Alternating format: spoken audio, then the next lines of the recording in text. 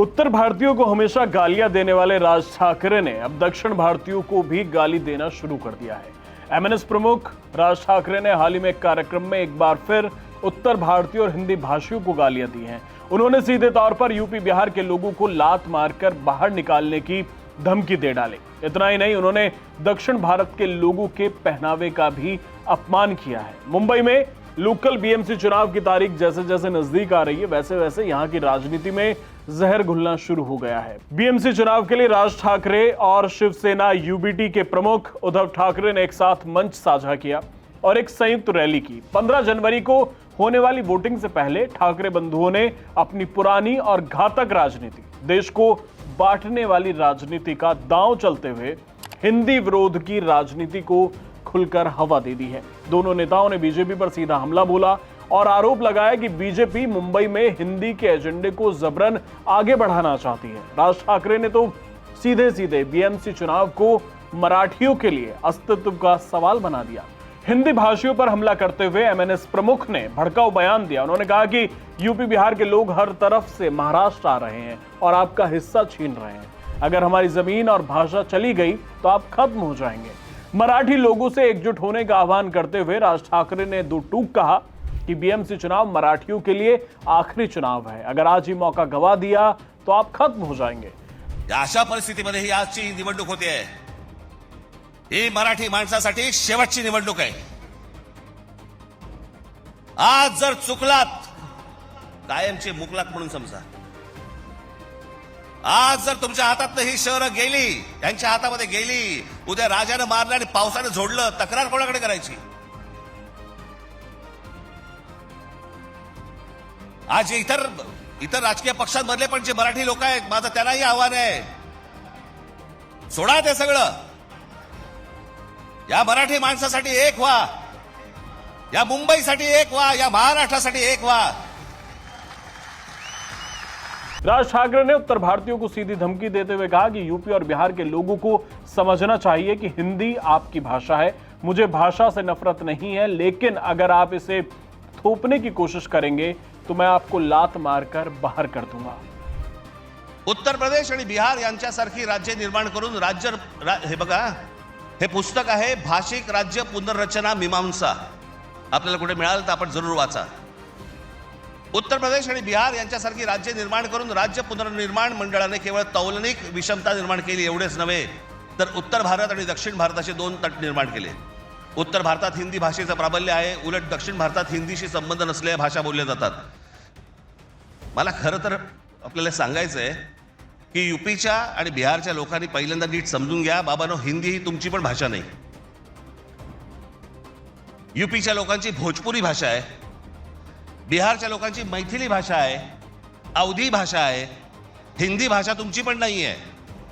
माझा कुठच्या भाषेवर राग नाही, परंतु तुम्ही आमच्यावरती लादणार असाल तर लाथच मारू। ये जो हिंदी भाषा को थोपने का आरोप राज ठाकरे लगा रहे हैं, उनसे यही सवाल है कि कौन थोप रहा है? कोई नहीं थोप रहा है। हिंदी सिनेमा मुंबई से चलता आया है और अगर इतनी नफरत हिंदी से है, हिंदी भाषा ही से है, तो बंद कर दो ना बॉलीवुड। रहने दो, आप मत करो। सबसे बड़ा आय का स्रोत वही है अगर इतनी ही समस्या है। लेकिन आपको समस्या हिंदी से नहीं, आपको बांटो और राज करो वाली राजनीति में ज़्यादा इंटरेस्ट है।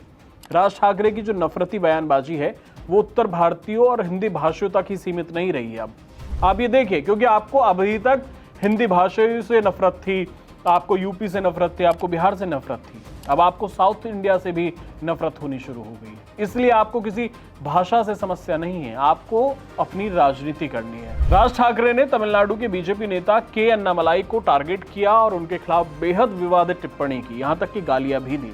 राज ठाकरे ने अन्नामलाई के नाम को मजाकिया अंदाज में तोड़ मरोड़ कर कहा कि एक रसमलाई तमिलनाडु से आया था। इसके साथ ही राज ठाकरे ने तमिलनाडु के लोगों की संस्कृति और पहनावे का भी खुलेआम अपमान किया है। उन्होंने एक अपमानजनक नारा देते हुए कहा कि हटाओ लुंगी बजाओ पुंगी। काल परवाकडे कोणतरी एक तामिळनाडू बंदर रसमलाई आली होती।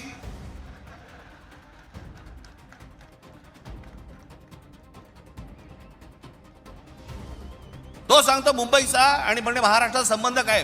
तुझा काय संबंध आहे इथे याचा?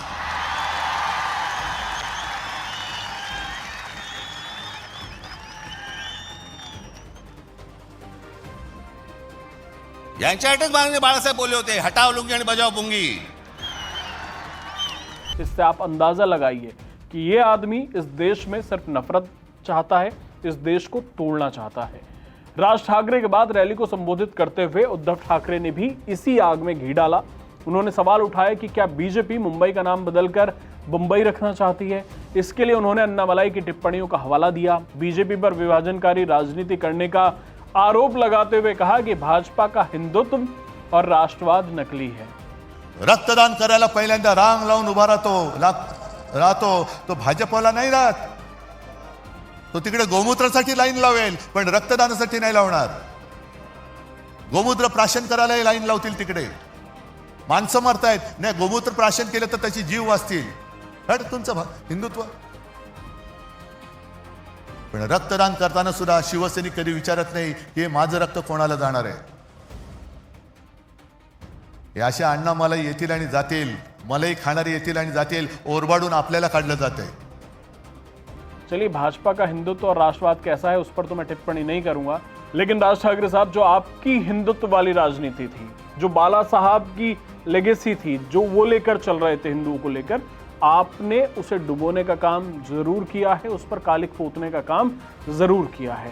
ठाकरे बंधुओं के इन बयानों से यह साफ है कि मुंबई का लोकल चुनाव जीतने के लिए उन्होंने सियासत की सारी मर्यादाएं लांघ दी हैं. ठाकरे बंधु देश तोड़ने वाले बयान दे रहे हैं. एक तरफ वे उत्तर भारत के लोगों को लात मारने की बात कर रहे हैं, तो दूसरी ओर दक्षिण भारत की संस्कृति का मजाक उड़ा रहे हैं. अब सवाल इंडी गठबंधन पर खड़ा होता है कि क्या इंडी गठबंधन का नेतृत्व करने वाली कांग्रेस और तमिलनाडु के मुख्यमंत्री एम.के. स्टालिन, जो दक्षिण भारत का प्रतिनिधित्व करते हैं, इन भड़काऊ बयानों पर आपत्ति जताएंगे? क्या यूपी बिहार के लोगों के अपमान करने पर गठबंधन के साथ ही समाजवादी पार्टी और आरजेडी चुप्पी तोड़ेगी या मौन रहेंगे? आपको क्या लगता है? अपनी राय हमें कमेंट बॉक्स में जरूर बताएं. चैनल को सब्सक्राइब करिए. धन्यवाद.